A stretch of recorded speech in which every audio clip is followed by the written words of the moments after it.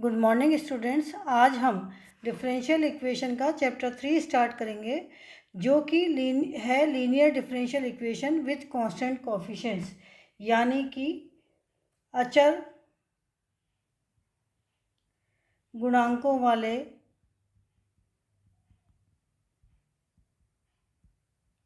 रेखिक अवकल समीकरण।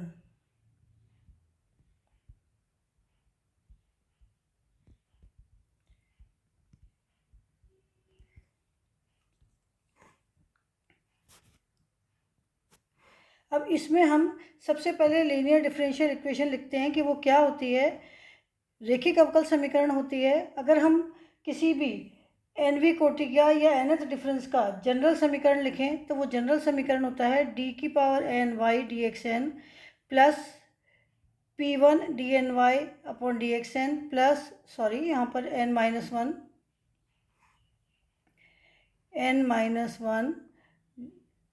Plus p2 d⁻n-2y dxn-2 plus and so on pny equal to qx। यहाँ पर p1, p2, p3, pn and qx all are function of x और constant.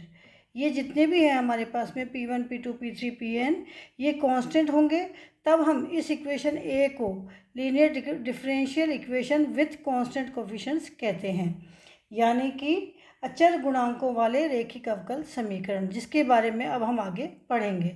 इसे हम इस प्रकार से भी लिख सकते हैं d⁻n y dx upon dxn plus a1, क्योंकि हमने p1, p2, pn को कांस्टेंट माना तो इसे हम a1, a2, an से डिनोट कर देते हैं।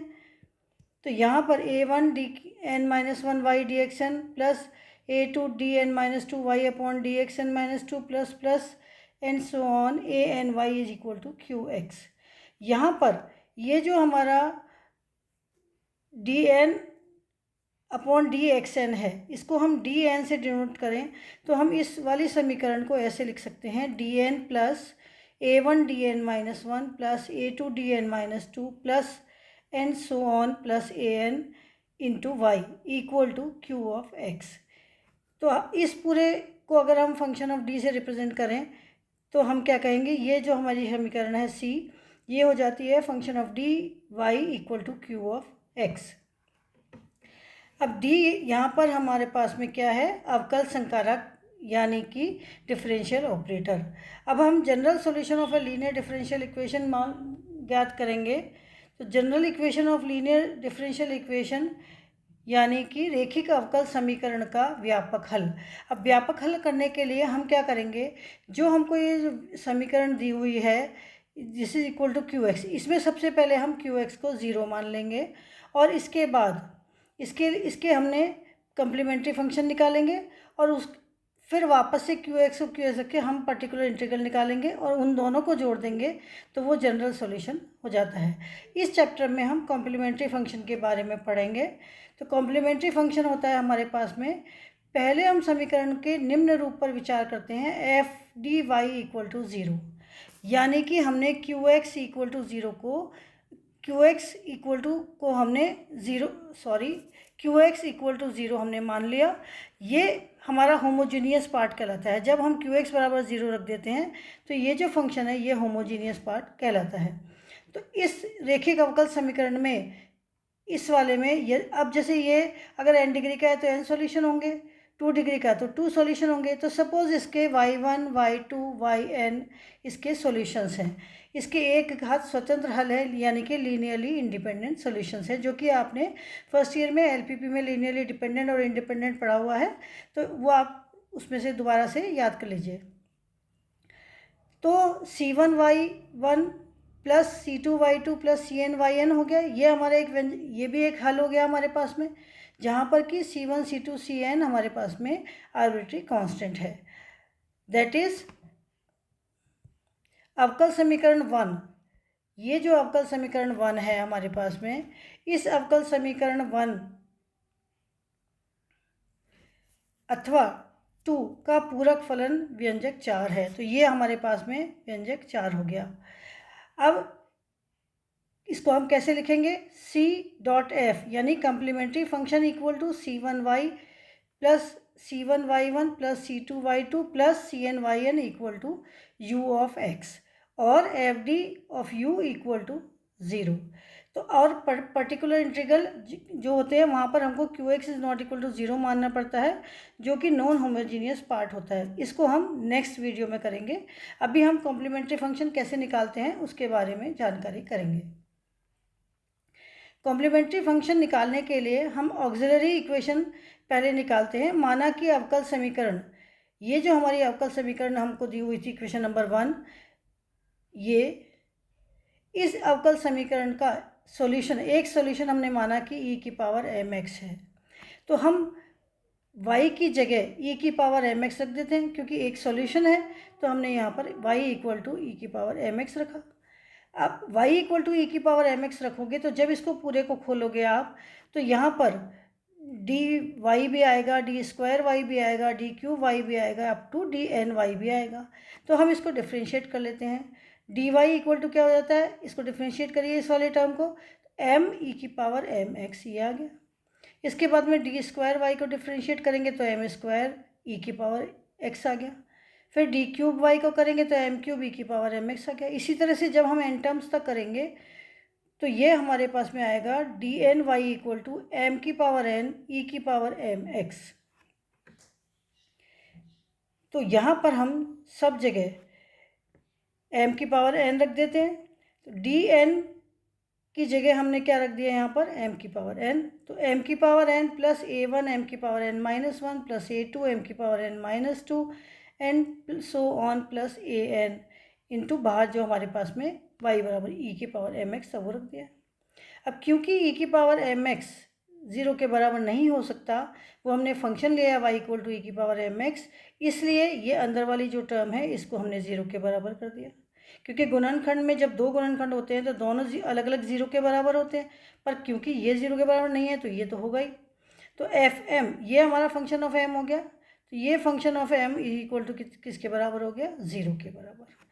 सो equation 2 is algebraic equation of nth degree. तो ये वाली जो इक्वेशन है ये हमारी एल्जेब्रिक इक्वेशन nth डिग्री की है, जिससे m के प्रत्येक मान के लिए n रूट्स होंगे। तो यहाँ पर m के कितने रूट्स होंगे, n रूट्स होंगे, क्योंकि हम जानते हैं सेकेंड डिग्री की इक्वेशन के 2 रूट्स होते हैं, थर्ड डिग्री की इक्वेशन के 3 रूट्स होते हैं।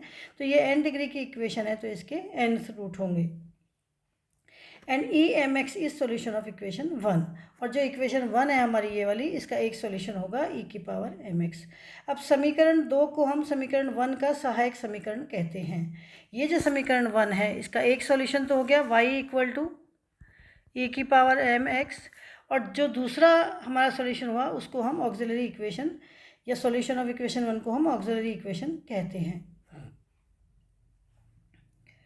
अब हम उन स्थितियों पर विचार करेंगे कि जब कोई भी जो ऑक्सिलरी इक्वेशन है उसके जो हमारे रूट्स हैं वो कैसे आते हैं। पहला केस है वास्तविक व भिन्न भिन्न, यानी रियल और डिस्टिंक्ट आएंगे। दूसरा है जब मूल पुनरावृत्त हो, मतलब बार बार आए, सेम बराबर आए, m1 बराबर m2 बराबर m3 बराबर एंड सो ऑन। और कॉम्प्लेक्स हो, यानी अधिकल्पित हो, काल्पनिक होगा तो कॉम्प्लेक्स होगा। तो केस फर्स्ट को हम डिस्कस करते हैं, when the roots of auxiliary equation are real and distinct. तो जब सहायक समीकरण एफ एम इक्वल टू 0 के सभी मूल वास्तविक तथा भिन्न भिन्न हों तब व्यापक हल होगा। जब वास्तविक और भिन्न भिन्न होंगे तो हम व्यापक हल को इस तरह से लिखेंगे। हम जो हमारे पास में इसके रूट्स आएंगे उस पर हम कांस्टेंट लगाएंगे, c1 e की पावर m1x प्लस दूसरे रूट के लिए c2 e की power m2x plus c3 e की पावर m3x।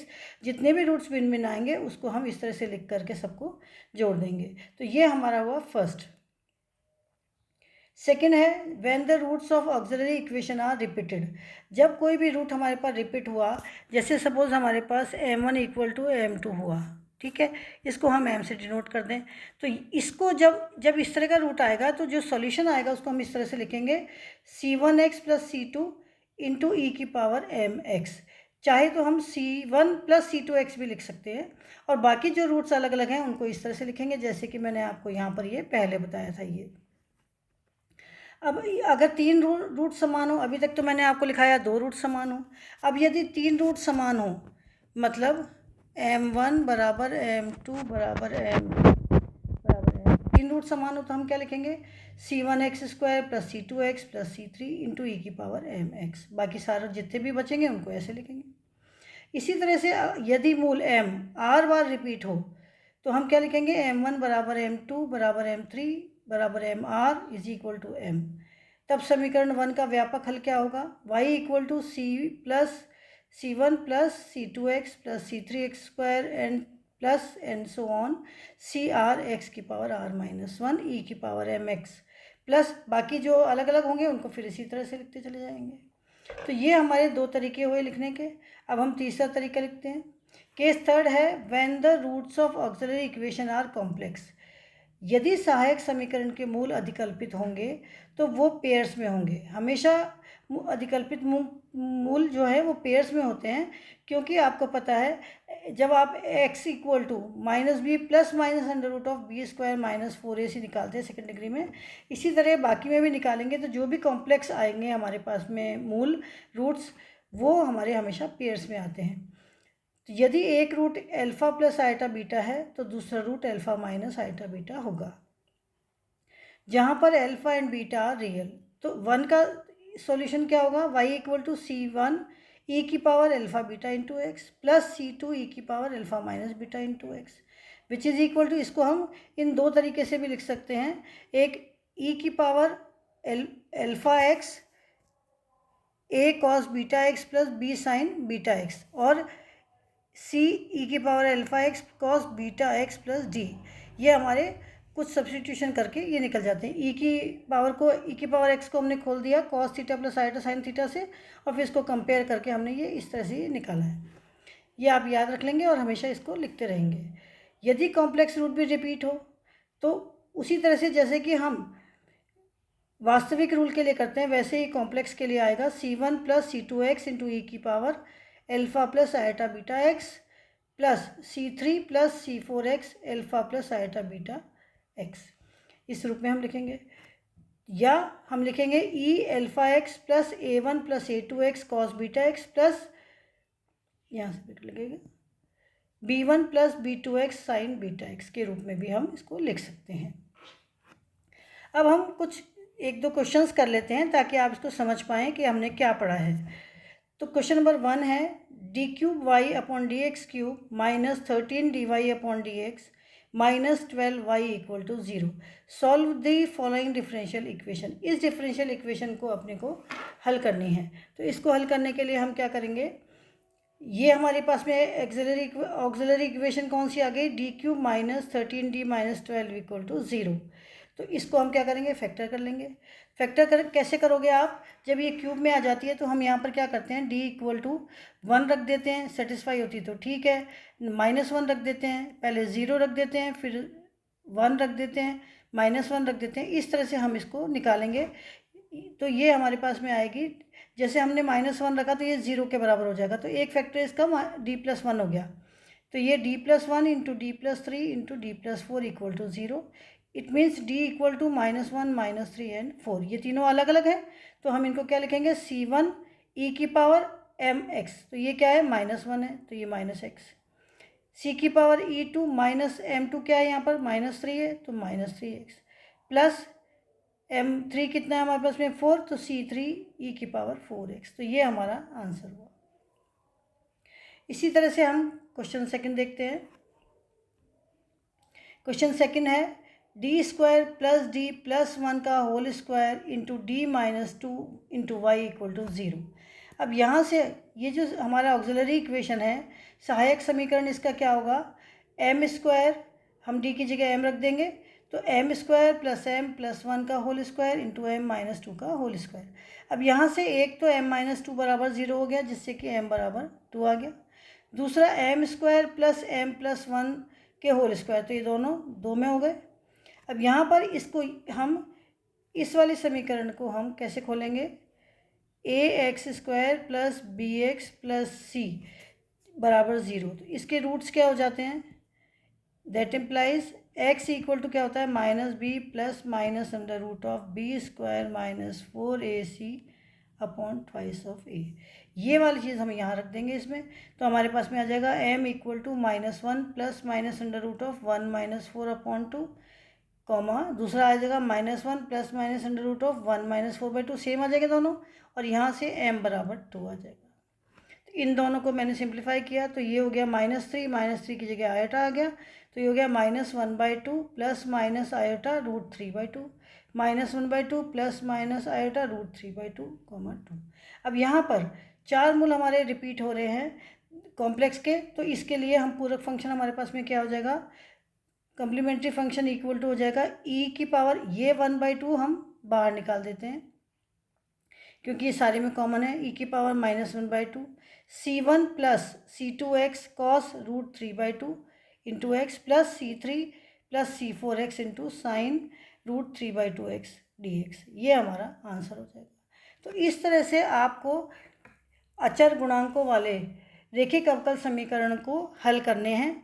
ये मैंने आपको आधा ही सवाल बताया। अभी कॉम्प्लीमेंट्री फंक्शन निकालना केवल यहीं तक निकालना आएगा तो आप इतना ही निकालेंगे एग्जाम में, और अगर पूरा डिफरेंशियल इक्वेशन हल करना आएगा तो उसके लिए अभी हम पर्टिकुलर इंटीग्रल का और पढ़ेंगे जो कि नेक्स्ट वीडियो में देखेंगे। Thank you.